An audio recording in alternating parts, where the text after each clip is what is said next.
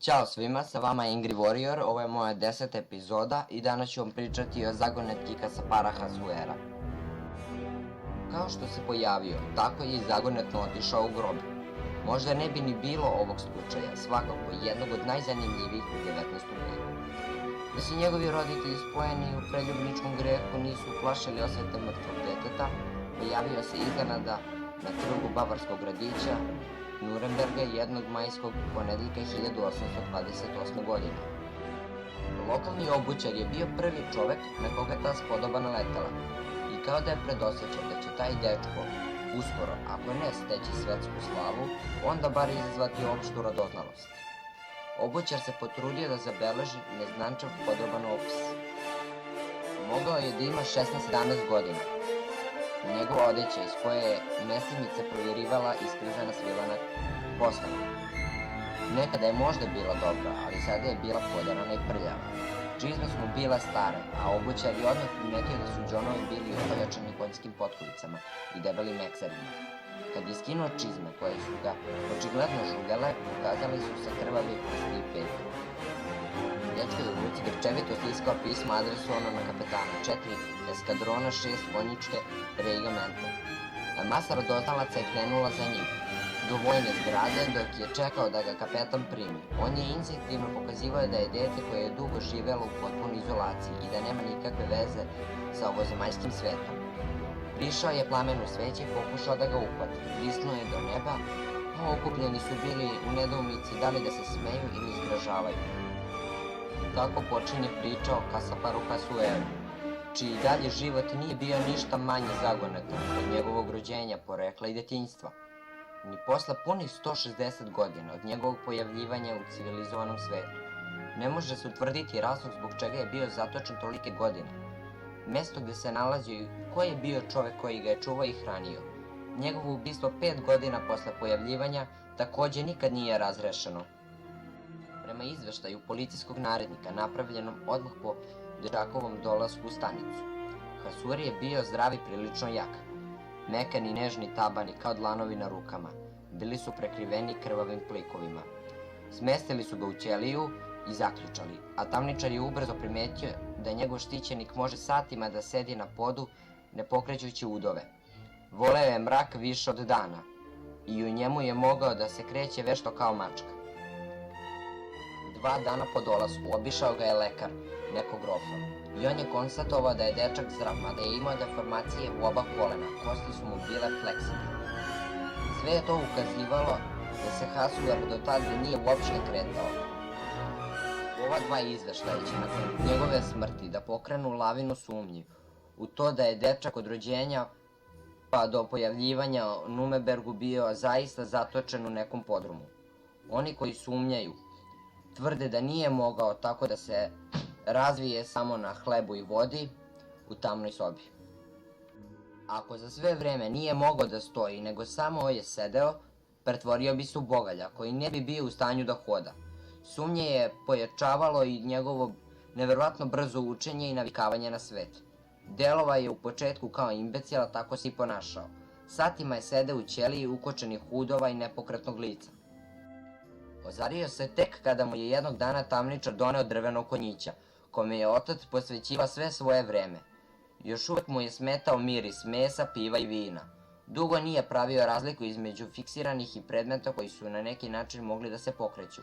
Kada je jeo, pokušavao je da hrani svoju igračku. Za njega su muškarci i žene bili svi muškarci, a sve životinje konji. Onda počinje jedan neverovatan razvoj. Za 6 nedelja je naučio da govori tečno i da čita i piše kao svaki dečak u njegovoj dobi. Nije više imao nikakvih teškoća u korišćenju predmeta iz svakodnevnog života. Noževa, viljuški, šibica, lampi i tako. 7. jula 1828. godine, uz pomoć nekakvih članova gradskog saveta, napisao je prvi izveštaj o svom dotadašnjem životu. Nikada nije dopustio od onoga što je tada napisao, čak i u svojoj autobiografiji publikovanoj godinu dana kasnije. Voda za uspavljivanje. Život Kasapara Hasuera do dolaska u Nuremberg može da se svede na nekoliko rečenica, do trenutka dokle mu je dosezalo sećanje. Kaže da je bio zatvoren u maloj mračnoj prostoriji u kojoj nije mogao ni da se ispravi. Život je provodio sedeći i ležeći u sklupčanom položaju. U njegovu jazbinu nikada nije prodro nikakav zvuk, nikakvo svetlo, nikada nije osetio promenu temperature. Kada bi se probudio, nalazio bi kovčeg vode i krišku crnog hleba začinjenog mirođijom i kimom. Voda je povremeno imala gorak ukus i on bi nakon toga padao u dubok san. Posle toga je primećivao da je bio opran, da mu je kosa bila ošišana, odeća promenjena. Za sve te godine nije uspeo da vidi oči ni jednog ljudskog bića. Jedino dušu su mu bile dve igračke konjići sa usnama. Nije mogao da odredi da li je bio srećan ili nesrećan. Čak nije osjećao ni usamljenost. Pri kraju tamnovanja nije mogao da odredi koliko se to dugo dešavalo. Povremeno je kod njega dolazio i jedan čovek. Pažljivo mu je stavljao pero u ruku i učio ga da napiše Kasapar Hasuer. Nekoliko izraza koje je nasumicu upotrebljavao po izlasku na svetlost dana takođe je naučio od tog čoveka. Izašao je napolje, verovatno posle jednog uspavljivanja. Na sebi je imao drugačiju odeću i čizmu. Šokiran onim što je video, nikada nije uspeo da odredi put kojim je stigao do Numeberga, niti preciznije opiše čoveka, osim što je zapazio da je veliki i jak i da mu je obećao živog konja čim postane vojnik. Po objavljivanju ovog izveštaja, Hasuer je postao senzacija.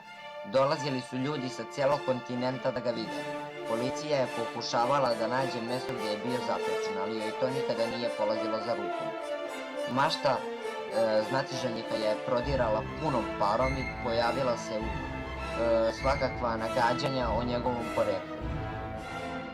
Uglavnom se svodilo na to da je on dete nekog greha iz prošlosti, iz visokog društva. Mogao je zato godinama da bude čuvan na nekom skrovitom mestu, da se o njemu ništa ne zna, da bude pušten kad više nije bio u opasnosti, da se otkrije skandal. Jedna grupa istraživača Hasuerove prošlosti je tvrdila da su njegovi čuvari duboko bili upućeni u okultne radnje i da su se svim silama tvrdili da ga održe u životu. Plašili su se naime da ga ubiju jer bi bio njegov ponovo rođen duh započeo osvetu. Rane od noža. Kako je Hasuer brzo napredovao, vlasti su shvatile da ćelija lokalnog zatvora više nije pogodna za njega i smestili su ga kod profesora Georga Fridriha Daumera. Živeo je tu, učio je i napredovao dobro, se saznalo u društvu i razgovorima dok su sve to nije primetilo jedan neočekivani događaj. Jednog oktobarskog dana 1829. nađen je onesvešćen na podu. Iz rane na čelu je curila krv. Kada su ga osvestili, ispričao je da ga je napao čovek u crnoj odeći sa svilanom maskom na licu i kožnim rukavicama na rukama. Mišljenja su se podelila nakon ovog napada. Jedni su bili ubeđeni da je to samo njegov otac ili neko koga je on unajmio pokušao da ga ubije, plašeći se da se neka strašna tajna ubrzo ne otkrije.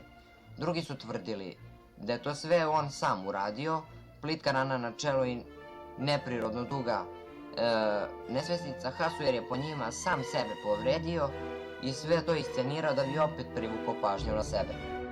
U svakom slučaju, ovo je nagnalo ljude koji su mu verovali da ga okruže i da ga čuvaju sa udvostručenom pažnjom.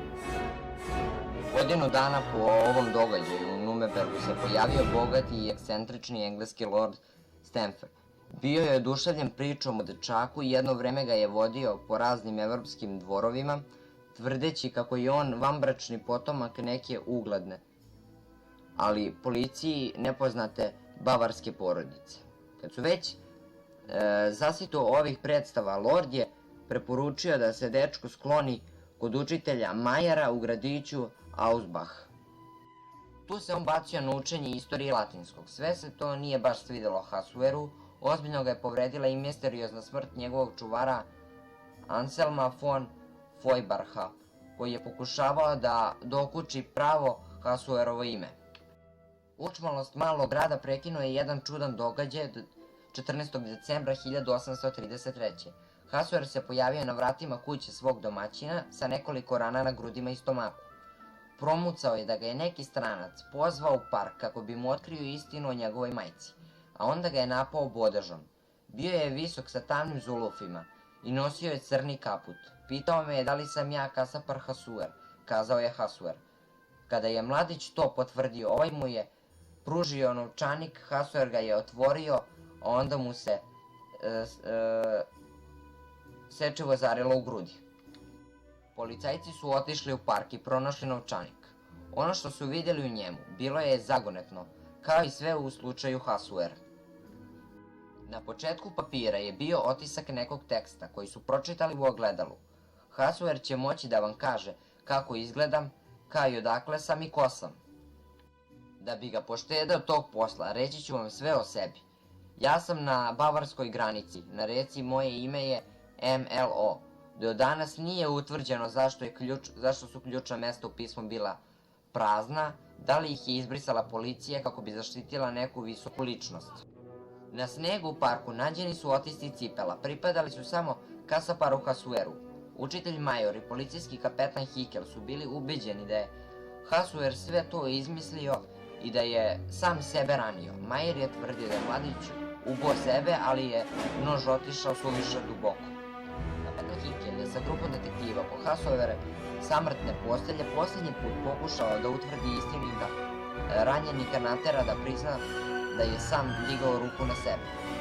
Ovaj je to međutim uporno negirao. 3 dana kasnije, kasapar Hasuer je umro. Njegove posljednje reči bile su nisam to uradio.